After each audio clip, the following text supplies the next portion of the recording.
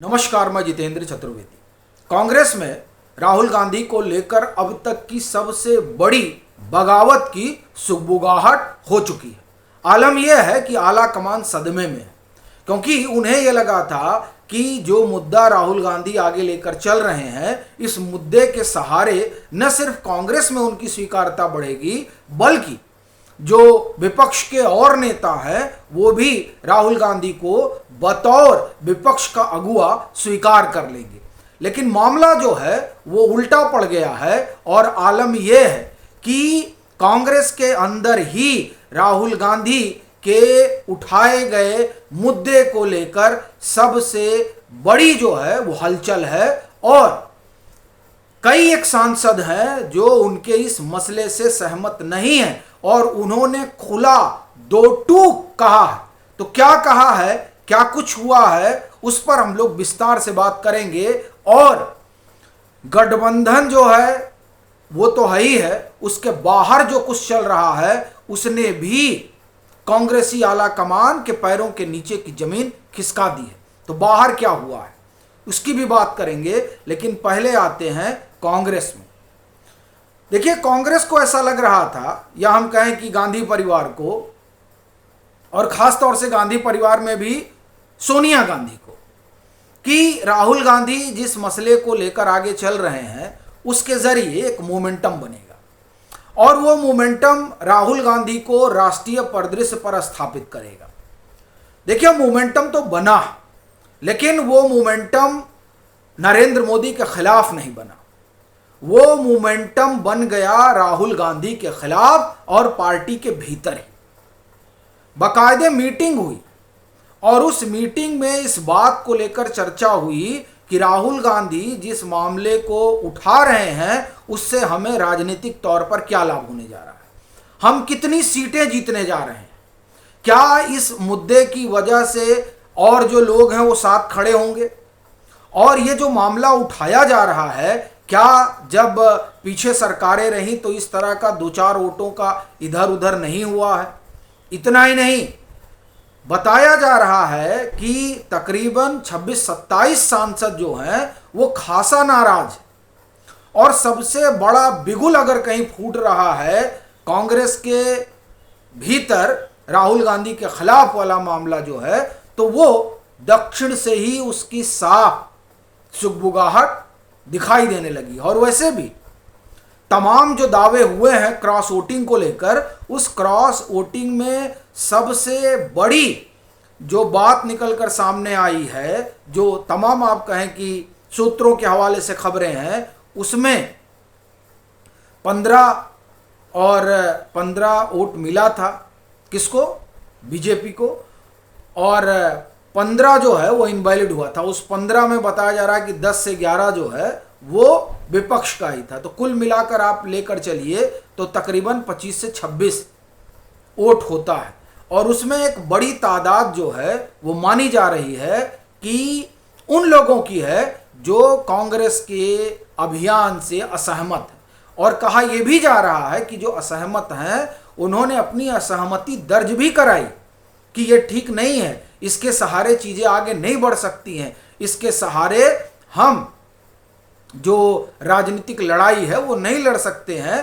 क्योंकि कई सारे मुद्दे हैं, जब आप इन मुद्दों को उठाते हैं और कहते हैं कि वोट की हेरा फेरी हो रही है और नाम काटे जा रहे हैं, जोड़े जा रहे हैं, तो सवाल ये है कि जिनका नाम आप काटने कर रहे हैं उनका जुड़ा हुआ है, तो इससे वो आपके पक्ष में खड़े नहीं होंगे। हाँ, ये जरूर हो जाएगा कि उनको लगेगा कि कुछ गड़बड़ है, लेकिन उस गड़बड़ का मतलब नहीं हो गया कि 240 सीटें मैनिपुलेट हो गई।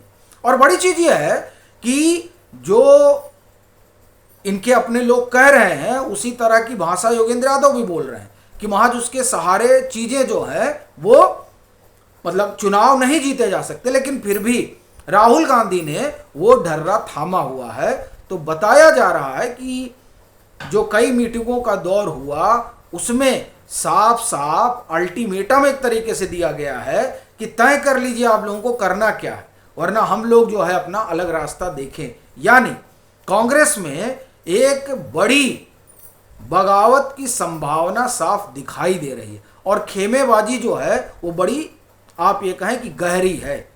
और कहीं ऐसा ना हो कि 1969 वाला इतिहास कांग्रेस में एक बार फिर से दोहरा दिया जाए। ये ध्यान रखिएगा, इस तरह की बगावत है। 1969 में जो हुआ था, हो सकता है उसी तरीके से अब की बार भी कांग्रेस में हो। तो और नहीं तो जो सांसद नाराज हैं वो अपना अलग रास्ता अपना सकते हैं। और ये ध्यान रखिएगा कि कांग्रेस के 3 बड़े नेता हैं दक्षिण के। इतना मैं आपको संकेत दे सकता हूं, नाम नहीं लूंगा किसी, लेकिन वो 3 बड़े नेता हैं जिनको लेकर कई तरह की चर्चाएं हैं। ठीक, कई एक को आप कहें कि कहा जाता है कि वो चंद्रबाबू नायडू से खूब मिलते हैं। अच्छा, बड़ी चीज यह है कि चंद्रबाबू नायडू के कांग्रेस के उन दोनों नेताओं से बड़े अच्छे संबंध हैं। वो कभी एयरपोर्ट पे मिल लिया करते हैं। और जो तीसरे नेता हैं उनका नाम तो जग जाहिर है, वो है शशि थरूर। तो कहना अपना यह है कि दक्षिण ही एक तरह से कांग्रेस का गढ़ है। तो इसलिए जो दक्षिण के दिग्गज नेता हैं वो ये चाहते हैं कि जिस ढर्रे पर कांग्रेस को राहुल गांधी ले जाना चाहते हैं वो ढर्रा ठीक नहीं है, उस ढर्रे का राजनीतिक हासिल कुछ नहीं होने जा रहा है। और उसका एक कारण ये भी है, बाकायदे चर्चा हुई कि आप गए तो थे बिहार में आपने वोट अधिकार यात्रा निकाली। उस वोट अधिकार यात्रा का हासिल क्या रहा? 0, 0, कोई जनाक्रोश नहीं है। तो सारा फीडबैक है। और ये इसको कौन वेरीफाई कर रहा है? इसको योगेंद्र यादव वेरीफाई कर रहे हैं कि हाँ वहां कोई जनाक्रोश नहीं है बिहार में इस मुद्दे पर। तो कांग्रेस के भीतर जो है वो इसको लेकर बड़ा मंथन चल रहा है कि राहुल गांधी ठीक नहीं कर रहे हैं और अगर इसी ढर्रे पर रहे तो रास्ता बदलना पड़ेगा। दूसरी चीज, बाहर का जो गठबंधन के लोग हैं वो कितना समर्थन कर रहे हैं वो जग जाहिर है। लेकिन सबसे बड़ी बात यह है कि जिस जन जेड को राहुल गांधी आवाज दे रहे हैं वो जन जेड राहुल गांधी को खारिज कर रहा है। हैदराबाद विश्वविद्यालय, वहां पर पिछले साल 7 की 7 सीटों पर किसका कब्जा था? वाम का कब्जा था। अभी की 7 की 7 सीटों पर अखिल भारतीय विद्यार्थी परिषद का कब्जा हो गया। अब देखिए, और यहां कह रहे थे कि जनजेड जो है वो राहुल गांधी की आवाज सुन रहा है, पता नहीं कहां से सुन रहा है। तो यह बहुत बड़ा उदाहरण है। पटना का बताया जा रहा है, पटना विश्वविद्यालय में अभूतपूर्व हो गया, वहां परिषद के लोग आ गए। पंजाब का तो आपने देखा ही, उस पंजाब में जहां भाजपा तीसरे दर्जे की पार्टी मानी जाती है, कहा जाता है ना 3 में है ना 13 में है, उस पंजाब में वहां के विश्वविद्यालय में परिषद का जो है परचम लहराने लगता है। तो यह बता रहा है कि दरअसल जो विचारधारा संघ की है, जिस विचारधारा के स्वयंसेवक नरेंद्र मोदी हैं, जो इस समय देश ही नहीं दुनिया के सबसे लोकप्रिय नेता हैं, वो विचारधारा कितनी आप ये कहें कि लोगों के बीच सहज है, लोगों के बीच लोकप्रिय है, कि लोग और खास तौर से युवा उससे आकर्षित है और उसके साथ खड़ा है। ये लोग फॉल्ट कर रहे हैं जो लोग राहुल गांधी का ढोल मजीरा बजा रहे हैं। चूंकि जब आप नेपाल का उदाहरण देते हैं तो नेपाल की क्रांति नेपोकिड्स के खिलाफ है और नरेंद्र मोदी कोई नेपोकिड नहीं है। नेपोकिड कौन है? राहुल गांधी है। तो जो लोग नेपाल क्रांति की बात कर रहे हैं वो हिंदुस्तान के सबसे बड़े नेपोकिड के साथ खड़े हैं। इससे ज्यादा हिपोक्रेसी क्या हो सकती है?